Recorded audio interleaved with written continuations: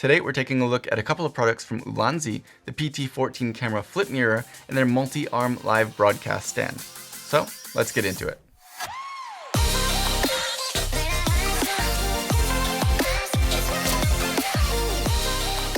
Hey, I'm Scott and welcome to the channel. If you're new here, thank you for watching, and please do consider subscribing for more no-nonsense tutorials and reviews. So we'll start out with the live broadcast stand, which I've broken apart and put on the table here, which can also obviously be used for more than just live broadcasting.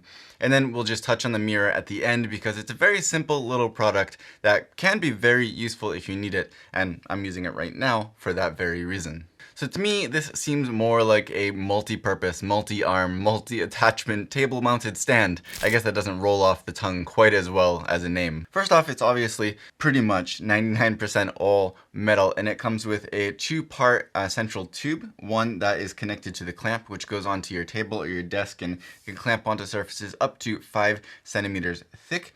And then the second part here, which will just screw right into that,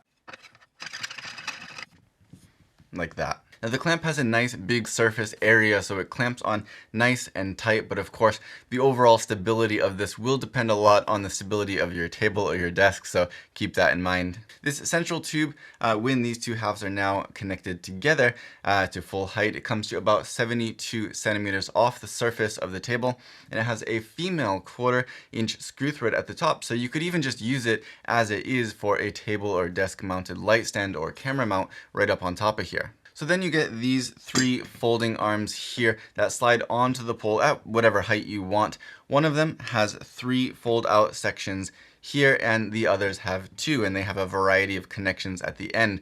Again, for lights, camera, video, monitors, or whatever you want really. Now they claim that each of these arms can hold up to about 2 kilograms, but that will absolutely depend on how far away from this central pole you have them positioned, and how high up, of course, as well, the center of gravity and all that. Anyway, for now, we'll slide on this 3-arm section first. Of course, you can arrange this however you want, but I'm just going to show you how this works, not necessarily how you should use it.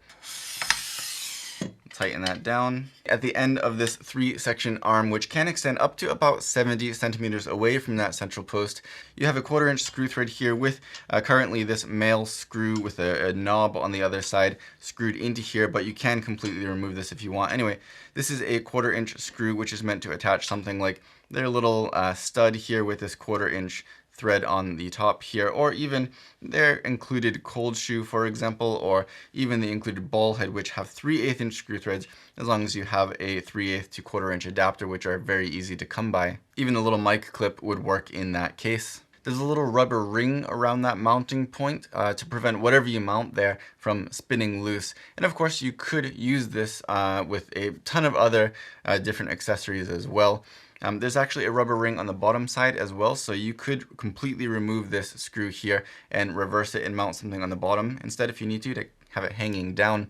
But do keep in mind, either way, putting this arm too far away from this center post will bit by bit decrease the amount of weight that you can safely and stably put on it. I should also mention that, of course, you can tighten this knob on the pole itself to adjust the angle of the first section, and then each of the other sections have individual knobs to loosen and tighten down to position your arm how you want it and then secure it in place.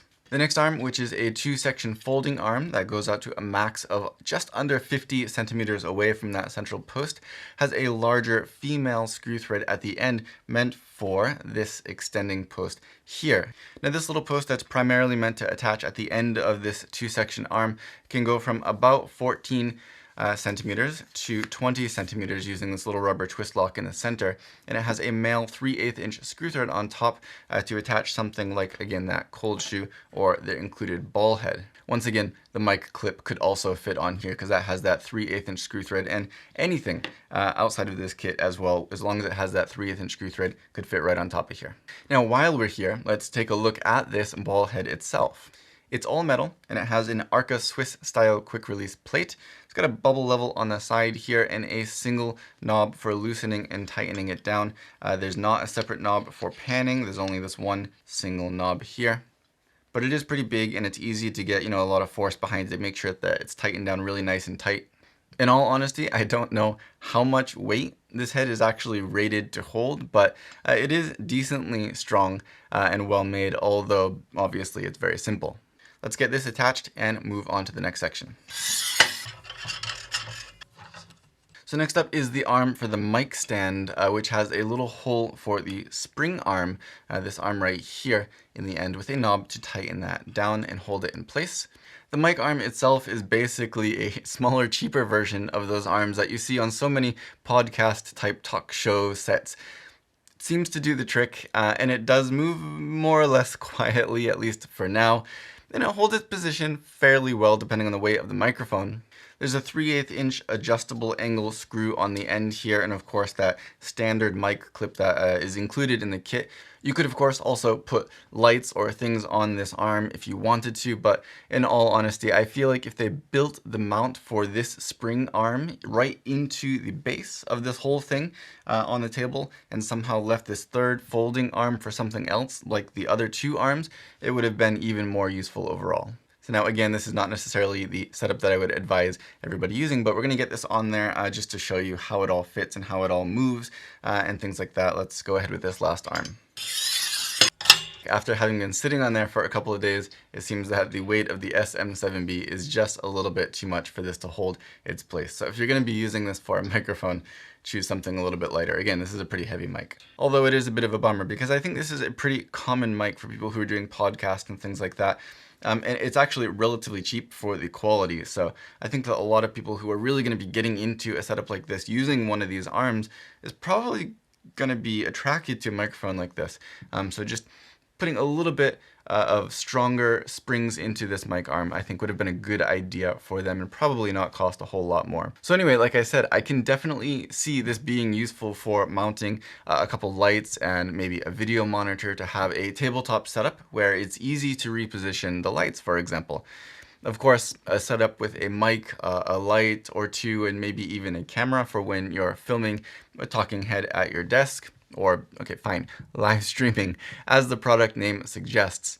In any case, it obviously decreases the number of stands or mounts that you need in what's often already a very tight space to begin with. And it takes up no floor space on top of that. And I'm always a proponent of less floor space, a smaller footprint. Now, it has its limits, of course, in terms of weight, depending how you mount things, but I can see this being very, very useful. And I have very few complaints build quality-wise, aside from maybe that they could have made a little bit stronger of a mic arm. Overall though, I mean, come on, this is $90 for all of this, which is cheaper than the Rode mic arm by itself. So you're getting, a pretty decent, although simple, a little ball head in here. You get little accessories like a mic clip, like a cold shoe, which, it's small, but it could cost a couple hundred yen. Not yen, dollars. It could cost a couple dollars by itself. You get some form of a microphone arm here. You get 3 arms that mount onto this central desk mount here, and this is something that's definitely going to save you money, I think, in the long run, because it's multiple stands you don't have to buy. It's a smaller footprint overall that you can tuck away into a tighter space. Overall, for $90, this is a really useful little tool. But speaking of little, let's just quickly introduce the PT14 camera flip mirror, which is on my camera right now. This is a very simple product for people who use cameras that don't have flip screens like the Sony a7 III.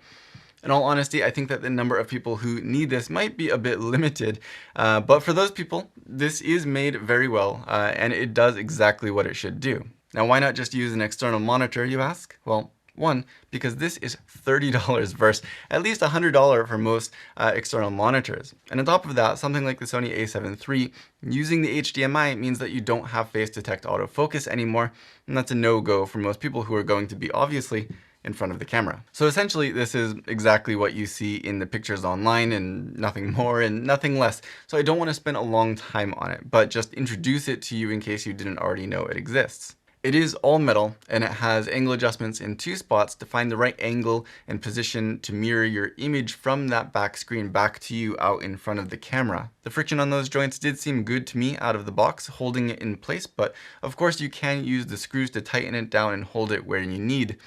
Not tool-free, unfortunately, but doable.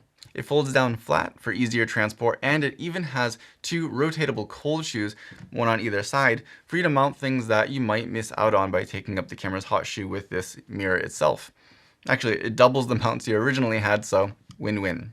Although it is all metal, it's not too heavy, and I'll put the weight on screen. And the mirror itself is not too much larger than the camera monitor. It's about 9 centimeters diagonally, but it really doesn't need to be larger anyway, since it's just reflecting that screen back to you and not necessarily magnifying it. Now, sitting at this table, I'm about 2 meters away from it, and it's probably the limit of how far you can see, just enough to confirm, your framing roughly at least, and that you're still recording, or if the recording has automatically stopped because of that 30-minute time limit that the A7 III also has. And that's about it. So 2 pretty useful little bits of gear from Ulanzi, both under $100, great quality and pretty solid pricing, so be sure to check them out. But if you have any questions or comments, please do let me know down below and I will do my best to get back to you. Otherwise, if you liked this video or found it helpful, please consider giving it a thumbs up, share, subscribe, all that good stuff, and I'll see you next time.